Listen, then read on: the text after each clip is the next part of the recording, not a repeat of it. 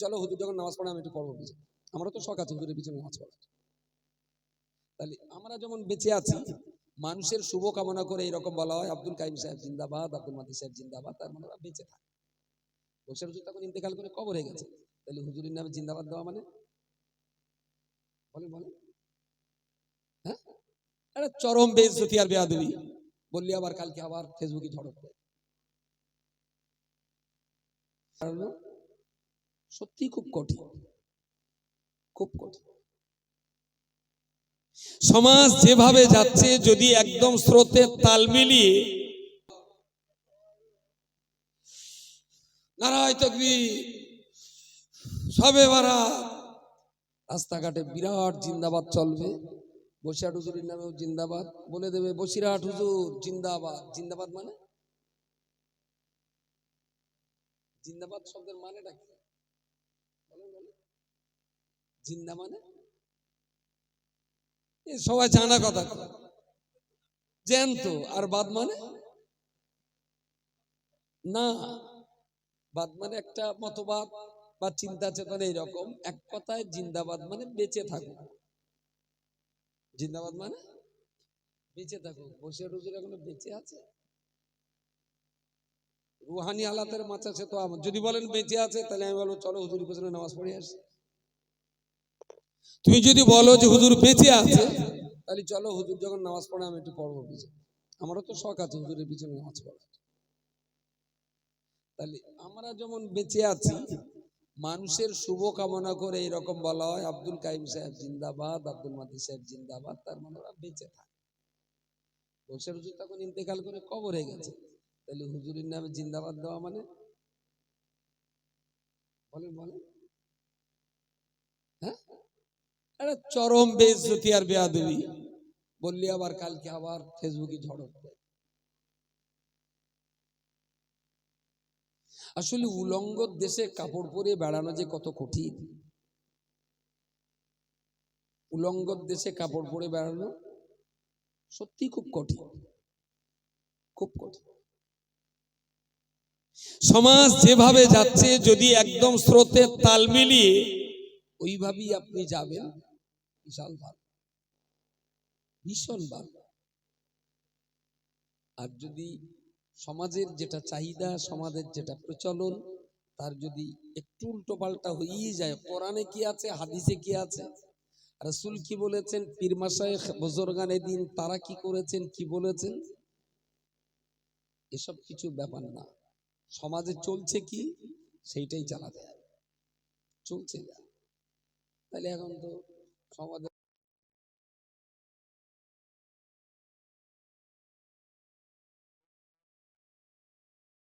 চলন চলতেছে না। এখন 3-4 বছর আগে দেখতাম গুঁড়ো গুঁড়ো বাচ্চাদের মধ্যে, এখন ধাড়িরাও যায়।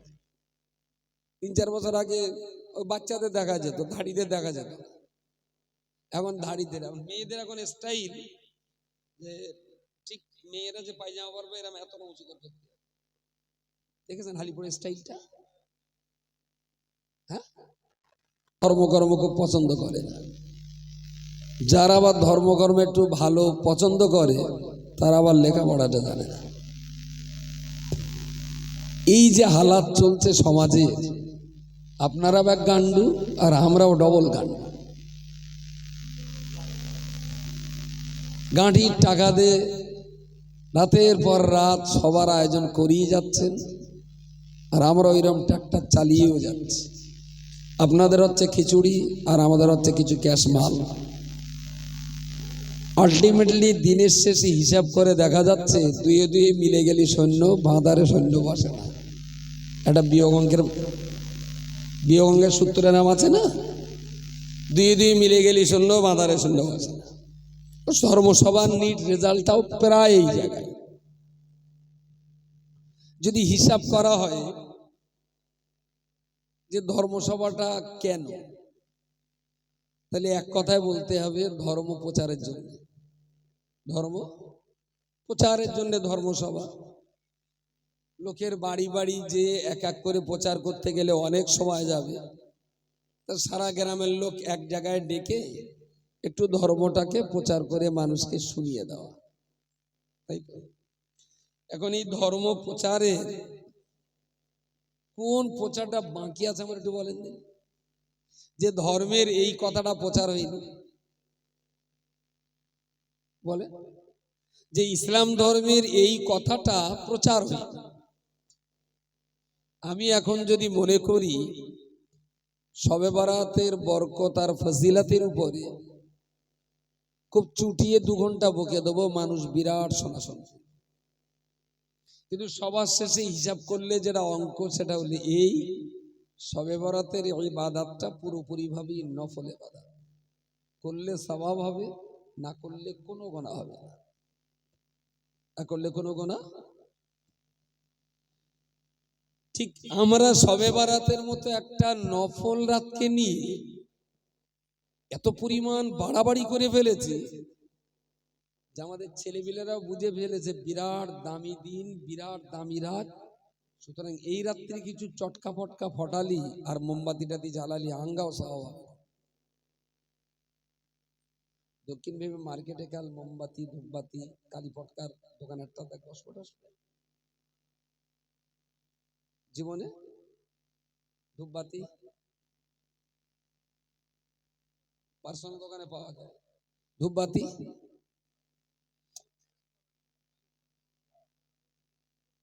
দেয় না, বাহ তাহলে তো ভালোই, ধূপবাতিটা হয়। আচ্ছা ধূপবাতিটা বছরে শবে বরাতের দিন সুন্নত না সারা বছর সুন্নত? মোরা বাপ দাদা সব বাড়িতে আসবে তো অন্তত ধূপির গন্ধ একটু শুনে যাক, শুকে যাক। এটা একটা নফল ইবাদত, যে যত ইবাদত করবে আল্লাহ তার তত সওয়াব দেবেন, কিন্তু কেউ যদি মোটে ইবাদত না করে তাকে মোটেই খারাপ বলা যাবে না। কেউ যদি বলে আমি শবে বরাত বলে কিছু পালন করব না, তাকে কি কোনো ফতোয়া দেওয়া যাবে? সেরে খারাপ কবর টবর কিছু বলা যাবে না। আবার কেউ যদি শবে বরাতের দিন একটু রোজা রাখে, নফল নামাজ কালাম বেশি পড়ে, তার বাধা দেওয়াটাও চরম অন্যায়। বাধা দেওয়া, নফল ইবাদত মানুষ যত করছে তাকে উৎসাহ দাও, আমি পারিনি, যে করছে তার উৎসাহ দাও, ভাই আরো কর, ভালো জিনিস। কিন্তু এই নফল ইবাদতের দিনে যারা নফল ইবাদত করে, আসলে তাদের যদি বলা হয় নফল ইবাদত, এই কথাটা কি ঠিকঠাক উচ্চারণ করতে পারবে? কি বলিস বলা যায়? নফল ইবাদত, নফল নুন ফে লাম আইন বে দালাল তে ন, নফল ইবাদত দুটো আরবি শব্দ।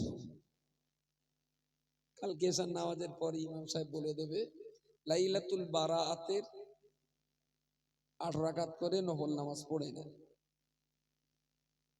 মসজিদের পোর্টের কাছে বসে দুটো লোক বলে হুজুর ওইটা 16 রাকাত করে দাও। লাইট মেরে একদিন কেটা, দেখা যাচ্ছে মানিক ভাই।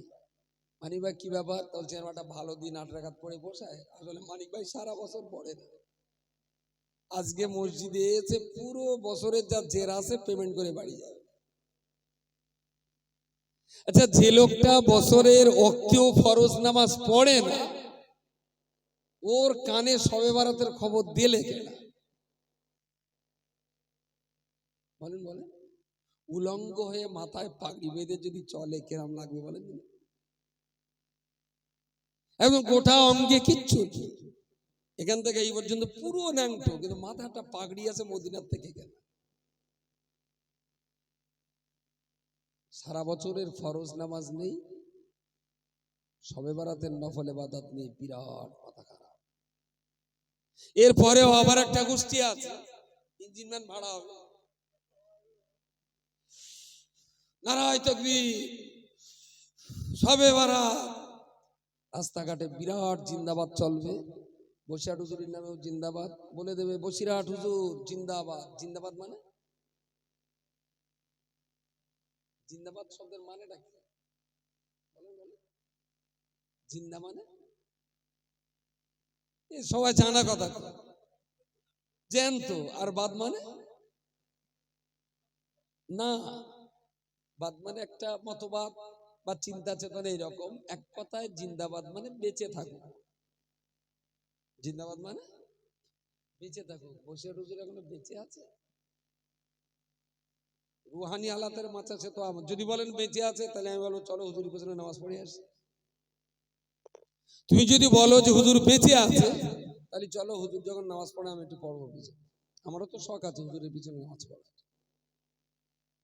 তাহলে আমরা যেমন বেঁচে আছি, মানুষের শুভ কামনা করে এরকম বলা হয় আব্দুল কাইম সাহেব জিন্দাবাদ, আব্দুল মাতি সাহেব জিন্দাবাদ, তার মানে ওরা বেঁচে থাকে। বসির হুজুর তখন ইন্তেকাল করে কবর হয়ে গেছে, তাহলে হুজুরের নামে জিন্দাবাদ দেওয়া মানে? বলেন বলেন। হ্যাঁ, একটা চরম বেইজ্জতি আর বেয়াদবি। বললি আবার কালকে আবার ফেসবুকে ঝড় উঠবে। আসলে উলঙ্গ দেশে কাপড় পরে বেড়ানো যে কত কঠিন।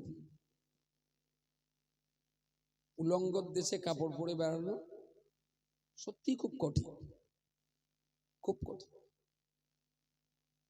সমাজ যেভাবে যাচ্ছে, যদি একদম স্রোতের তাল মিলিয়ে ওইভাবেই আপনি যাবেন, বিশাল ভালো, ভীষণ ভালো। আর যদি সমাজের যেটা চাহিদা, সমাজের যেটা প্রচলন, তার যদি একটু উল্টো পাল্টা হয়েই যায়, কোরআনে কি আছে, হাদিসে কি আছে, রাসূল কি বলেছেন, পীর মাশায়েখ বুজুর্গানে দিন তারা কি করেছেন, কি বলেছেন, এসব কিছু ব্যাপার না। সমাজে চলছে কি সেইটাই চালাতে হবে, চলছে যা। তাহলে এখন তো সমাজে